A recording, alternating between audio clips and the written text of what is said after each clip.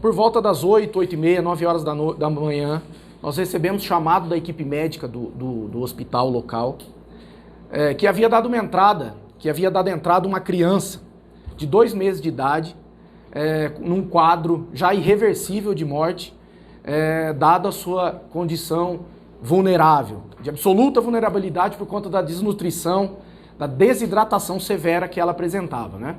Imediatamente, determinei uma equipe se deslocasse até o hospital e lá pudemos colher, eles me alimentaram de informações, colheram informações, colheram ali, me passaram a situação, né? E o que me chamou a atenção num primeiro plano foi os envolvidos, os pais da criança. O pai, sobretudo, um notório envolvimento com droga. A mãe, já objeto que a gente tem conhecimento, já é objeto de denúncia, justamente por maus tratos aos filhos. E ali, logo veio a informação de que a criança morreu, né?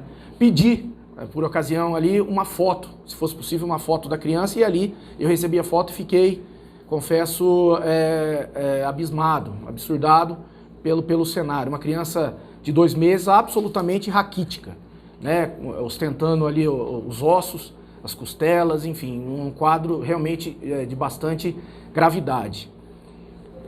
Por esse quadro, então, determinei que os policiais trouxessem o casal para a gente interrogar, enfim, saber o que estava acontecendo. Chegaram aqui, evidentemente, chorosos, mas nem tanto.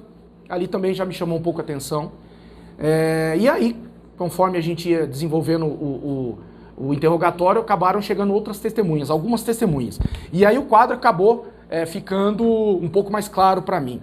O que me chamou a atenção foram 2 testemunhas. Uma delas me disse que estava passando por coincidência naquela mesma manhã, ou seja, na manhã de ontem, por volta de 6h30 da manhã, 7 horas, passando ali na casa do casal e viu, o casal já é conhecido, sobretudo ela, e viu ela fumando e com uma lata de cerveja na mão. Ou seja, ali já me chamou a atenção, quer dizer, a criança, o filho dela agonizando, passando mal, chorando, e ela tomando cerveja e fumando. Ali eu já constatei que então, depois da cervejinha e do cigarro, que ela levou o filho para os cuidados médicos. Infelizmente foram tardios, né? E também essa outra testemunha é um parente que me disse claramente, foi um depoimento bastante contundente, na minha opinião, e que também embasou a minha decisão, que das vezes que ela teve contato com o casal, das várias vezes que ela teve contato com o casal, invariavelmente a criança chorava desesperadamente de fome. E a mãe, inerte, não fazia nada. Simplesmente aí ela questionou a mãe: por que você não alimenta, por que você não dá mamar para ela? Aí, segundo essa testemunha, a mãe respondeu que não tinha leite. Quer dizer, ela não tinha leite no peito e também permanecia inerte sem procurar os órgãos assistenciais para tanto, né? A partir dali, para mim, foi decisivo esse depoimento. Despachei as equipes, convidei a mãe para acompanhar as equipes até a casa, e ali na casa nós encontramos um cenário de um imóvel humilde, um imóvel com poucos móveis, mas com roupas no chão, algumas roupas, inclusive uma roupa em especial com sangue, latas de cerveja no chão, uma garrafa de vinho também, e uma lata de leite em pó, praticamente vazia, também que havia na cozinha. Estava na casa essa lata de leite em pó. Nada além. Não achamos fralda, não achamos absolutamente mais nada. Encontramos ainda uma bolsa de criança contendo algumas roupinhas, alguns calçados, que provavelmente é do recém-nascido.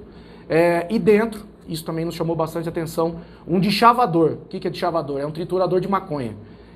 Dentro dessa bolsa da criança, repito, estava, além do deschavador, uma porção esverdeada que eu entendo que, pela experiência policial, é maconha. Ou seja, dentro dessa bolsa, que é de criança, também foi encontrado isso. A partir dali, eu já estava com a minha convicção formada e autuei autuei o casal em flagrante, a princípio pelos crimes de abandono de incapaz e maus tratos, ambos apenados com reclusão de 4 a 12 anos.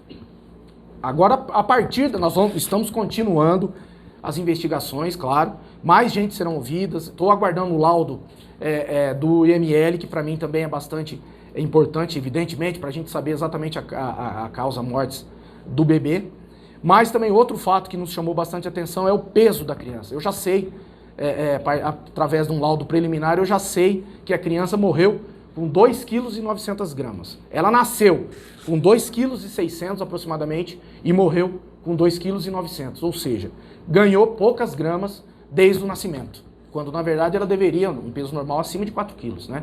Isso para mim também é fundamental para demonstrar como essa criança morreu faminta, como essa criança morreu desidratada e morreu desnutrida, né? A partir daí, então, o casal foi autuado. Agora, a partir da investigação, né, com o avançar das investigações, a gente espera aí clarificar ainda mais, ter ainda mais plena certeza dos acontecimentos e não descartando a hipótese de homicídio.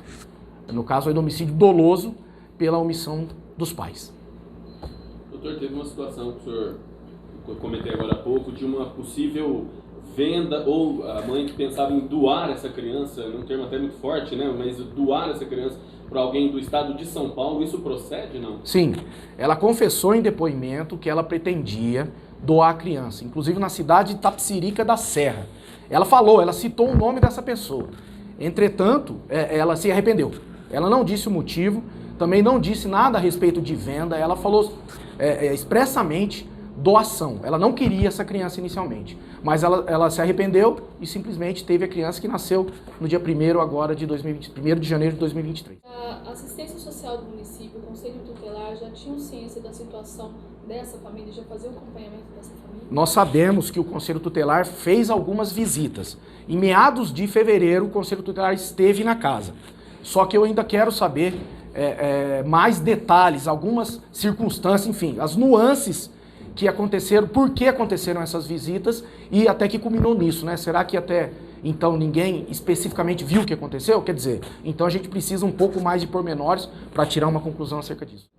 Além da negligência dos pais, algum órgão público, alguma entidade poderia ter agido e poderia ter evitado?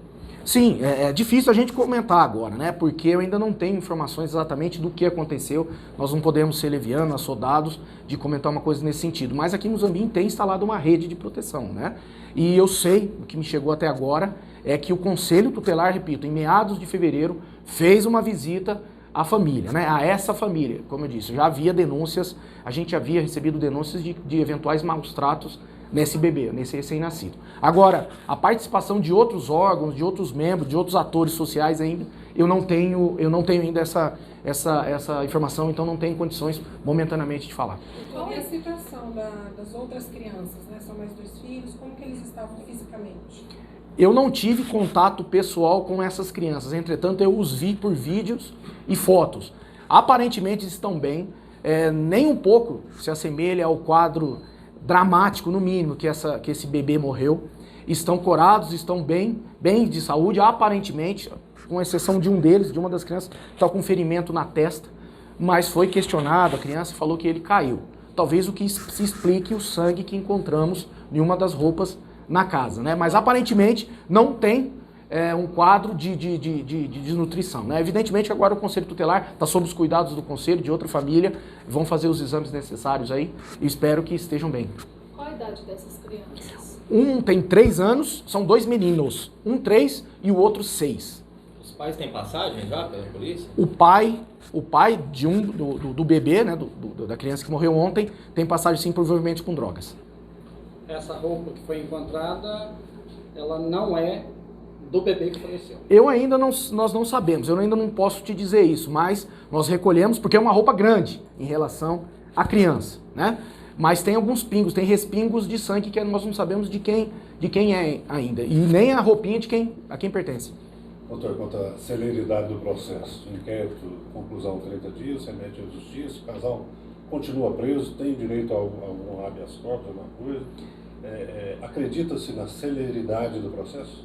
Eu acredito que sim, né? Nós temos 10 dias a partir do flagrante, como eles estão presos, eu tenho 10 dias para conclusão, né? Eu acredito que no mais tardar, no meio da semana que vem, eu já tenha encerrado a nossa participação e principalmente com a vinda, com o aporte do laudo de necrópsia, né? A partir daí a gente entrega para o Ministério Público. O Ministério Público e também o Judiciário está a par de tudo que está acontecendo. Doutor, vocês estão acostumados com todo tipo de atrocidade, é prático da polícia, né? Mas Como que o senhor viu esse caso aí, dada, né, uma criança de 2 meses? Como eu disse, quando eu vi a foto da criança, eu fiquei espantado pelas condições, pelo aspecto físico da criança. Uma criança visivelmente desnutrida, uma criança, como que eu posso dizer, passando fome. É uma criança semelhante aos países famintos africanos, entendeu? E me espantou também a versão da mãe. Ela disse formalmente que ela viu que a criança estava nesse estado quando ela tirou roupinha. Na verdade, o pai me disse isso, melhor dizendo, o pai me disse que tão somente viu essa condição física da criança quando ele tirou a roupinha para levá-la ao médico, né? Inclusive, a criança chegou com fezes, com a fralda cheia de fezes. E a criança morreu no hospital? E a criança morreu no hospital recebendo os cuidados médicos. Não resistiu, eu acredito muito pela vulnerabilidade de saúde que ela já estava, né? E também a necrópsia constatou isso, um quadro de desidratação e desnutrição severos. E esses pais, eles afirmaram que buscaram algum tipo de ajuda junto ao poder público, junto à assistência social, ou nem isso eles fizeram? Não, eles falaram que iriam fazer. Tão somente iriam fazer, até então não fizeram nada. Ela também disse, a mãe me disse, que fez o pré-natal, teve acompanhamento médico, o que nós já sabemos de maneira preliminar e informal, que não é verdade. Desde o parto, ela não levou a criança, não retornou com a criança no médico, ou pediatra, ou clínico geral.